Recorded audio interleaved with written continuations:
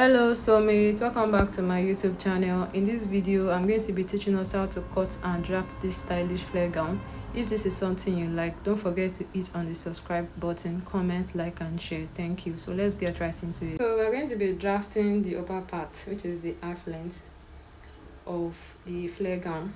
So I'm gonna ahead to place the shoulder line, the chest line, the bust point line, the other bust line and the waistline. The other part of the length is a flare, so I'll be showing you how to cut that as well.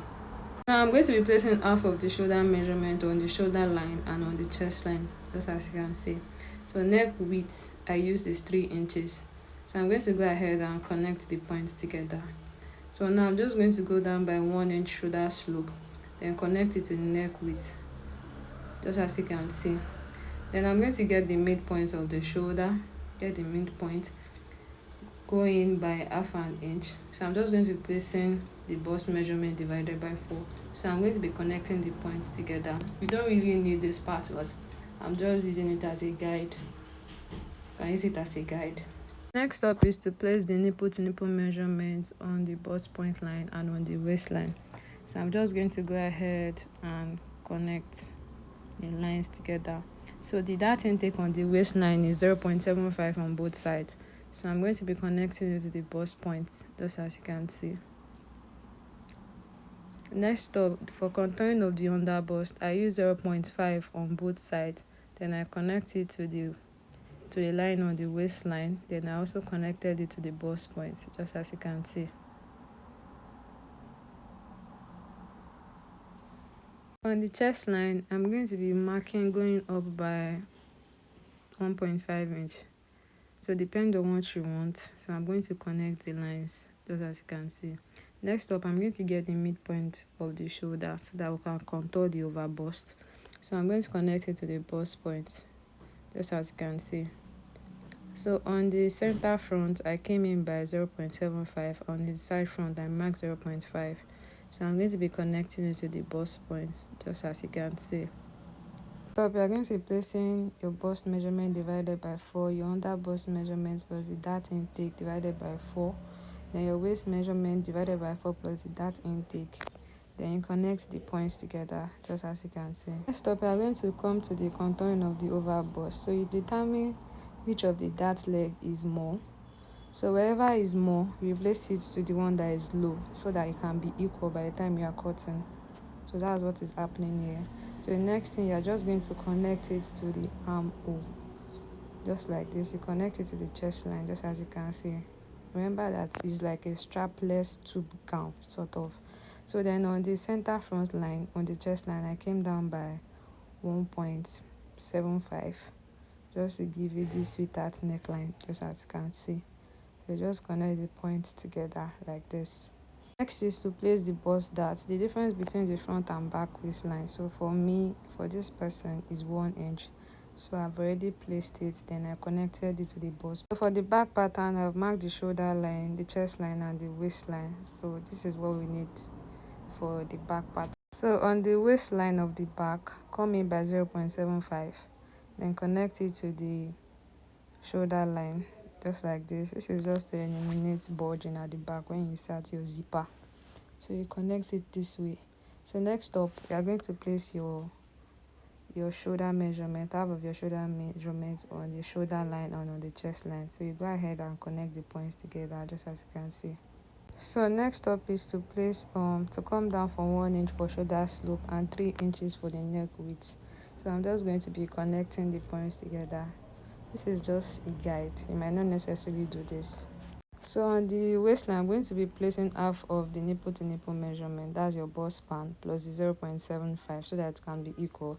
So I'll place it on the waistline and on the chest line. So I'll go ahead and connect the lines together. So for the dart intake on both sides, I use 0.75 as well. I use 0.75.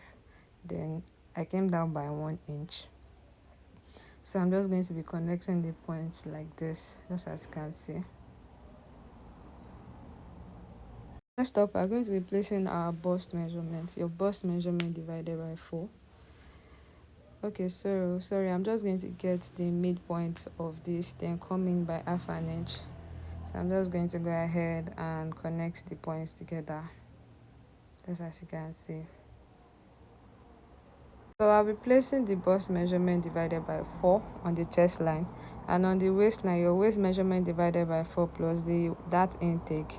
So you go ahead and connect the points together just as you can see. So on the chest line at the center bar, come down by 0.75. So you just connect it, you come down by 0.75, then you connect it to the tip of the chest line by the side just as you can see. So this is what we have for the back patterns. I'm going to go ahead and label all the patterns. So what I'm going to do next now is to explain how the strap works, like the strap. I feel there are two ways that you can cut the strap. So when I say strap, you can cut it in the way your bra is, the way that your bra is, that's like one strap. Then around the shoulder you can add another strap. You make that one a little bit longer, then you'll be able to use it to tie a bow. Do you get? So the other way you can also make the strap is making the front strap like 60 inches long and the back strap 60 inches long. You're not going to be having a joining at the shoulder. You just cut it that way. You just tie it. You tie it and make it firm. That's it. I'm going to explain it again. So the way your bra is, your bra, that's like one strap. Then you attach another longer strap. That one can be like 120 inches long. Then you tie it in a way, in form of a bow. Do you get? So the other one now, you can make the front strap 60 inches long and the back strap 60 inches long. Without, it's not going to have joining at the shoulder. You just tie it. You tie it in form of a bow, which will make it very firm. Do you get? Let me just explain that strap that looks like your bra. So from the shoulder line to the chest line, like this, you measure what you have, you take note of what you have at the front, you take note of it. Then for the back pattern, so I'm just going to try and just connect and get the midpoint of the shoulder. Just get the midpoint of the shoulder, then connect it to the chest line. Carefully connect it to the chest line like this. So next up, you take note of what you have from your middle of your shoulder to the curvy part on that point like this.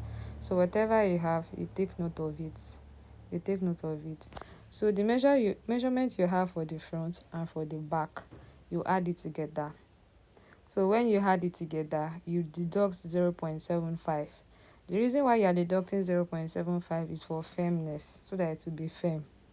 Like so, it will be very firm. That's the reason for deducting 0.75. And the width of the strap can be 1 inches depending on how big you want the strap to be. So the width of it depends on your preference. It depends on what you want. So now by the time you've cut this one, you must have joined it to the main fabric. Then now you can now cut a very long strap, maybe 120 inches long by 1 inch for the width. So you just sew it, you join it together, then you get the midpoint of this very long strap, then you put it on your shoulder. You can make it detachable by using a press button, or you stitch it down. So by the time you stitch it down, you'll be able to tie it in form of a bow. Do you get? That is that for this explanation. You'll be able to tie it in form of a bow, or you do it the other way, that you make your front strap 60 inches long, the back strap 60 inches long, then you tie it in form of a bow. I'm going to go ahead and cut out our patterns just like this. So you can see that drafting it is very simple.